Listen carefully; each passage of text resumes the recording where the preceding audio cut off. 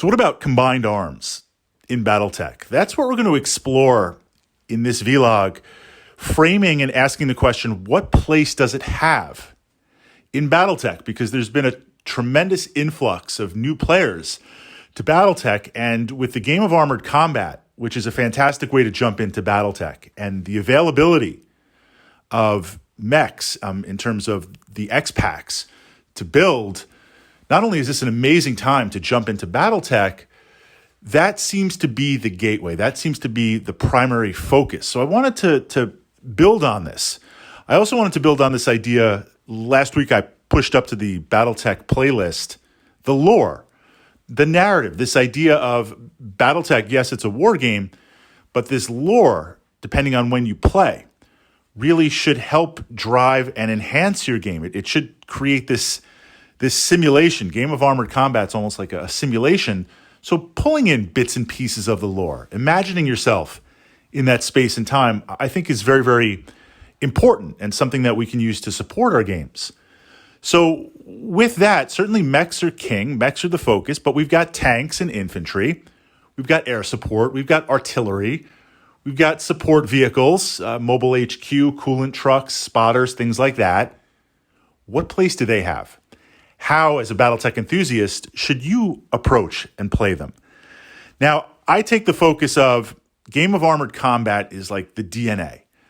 That's your entry into Battletech. If you understand that, and notice I didn't say memorize, all the rule sets kicking around in my head, Alpha Strike's in there, other gaming systems, Chain of Command, God Tier, Pacific Rim, Warhammer 40,000, X-Wing miniatures, Judge Dredd miniatures, Mordheim, all these systems kicking around in my head.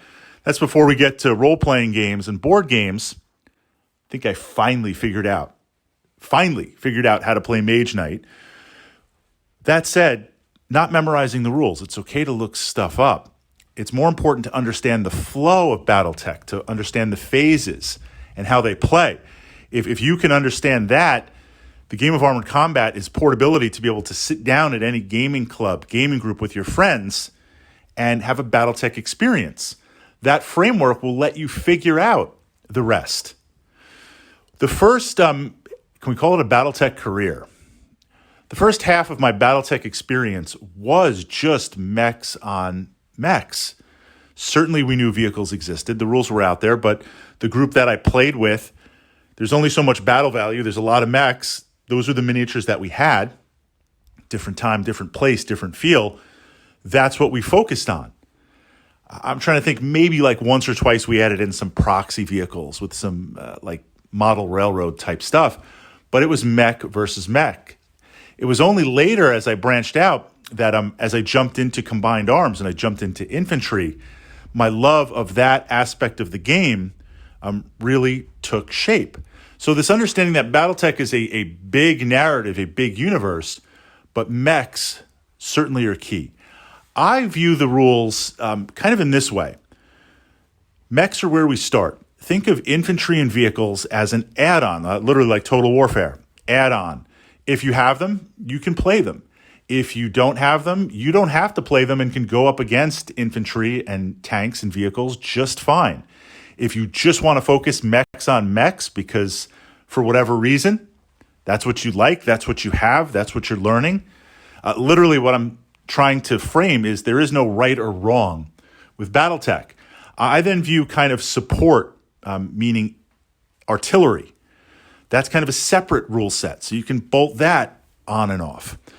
Air support, playing with air units, that's kind of bolting on or off. Support vehicles, they kind of work with your Lance and with your mechs. They've got a couple of different rules, like a mobile HQ. If it's on the table, it'll help you with initiative, your initiative roll. Coolant trucks, if it's in the same hex, it'll help cool a mech. So those, while they're not an additional bolt-on rule, the support vehicles, they offer a little bit of a twist. Are they game changers? Maybe. I mean, you're paying the battle value for them. They're not free, but like everything in Battletech in a war game, you have to be able to pull the Tactica off. So where to start? How to start? That's entirely up to you, but I would recommend, much like with the Game of Armored Combat, focusing on mechs as a start. This is a miniature-based game. You're going to dive in. I take no responsibility for it. But having a nice collection of mechs and being able to understand the rules of mechs and how they work, not only is that going to form the backbone of your fighting force, but that is going to be the focus of the game. And that's going to help you understand the flow of the rule set. From there, when your collection is pretty solid and you think you understand the game, then I would jump into some tanks and some infantry. Now, certainly if you're playing other wargaming systems and you love tanks and infantry and you want that to be a focus of your collection, that's a possibility. Warhammer 40K, Chain of Command, these other games, I love tanks. So any war game where there's tanks, I'm going to naturally gravitate towards that. So in Battletech, I've got some pretty impressive tank forces just because that player personality, that aspect is there. But as you branch out and build on your mechs, just kind of let the game guide where you want to go. Because while all these rules are included in the rule set, think of focusing on the mechs first and these other aspects building second. They layer on other rules. Does it change the game? It changes the tactica. It might take a little bit more, it might take longer to play because you're going to have more units on the table and there's more things to consider. It does make things a little bit more complex, but please, when I say that, don't get scared off from it. If you understand Game of Armored Combat, you can easily bolt on the other rules. And for those odd things where you don't really know, we had an instance, Clan versus Inner Sphere. I'm playing Inner Sphere. I'm flooding the table with infantry.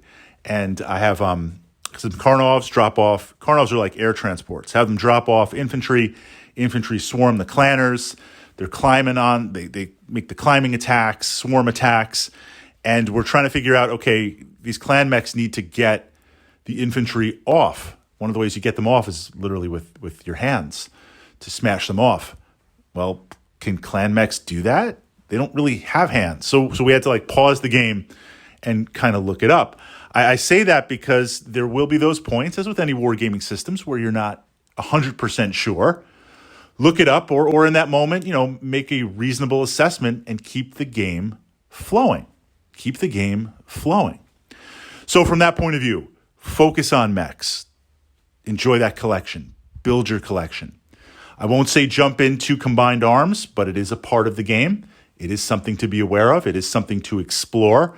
But you'll get there when you get there in your own pace. And certainly if you just say, hey, I want to focus on mechs, I want to play mechs, that's all I want to play, you won't be at a disadvantage. You won't be crippled in terms of playing against combined arms if you understand the tactica of the game.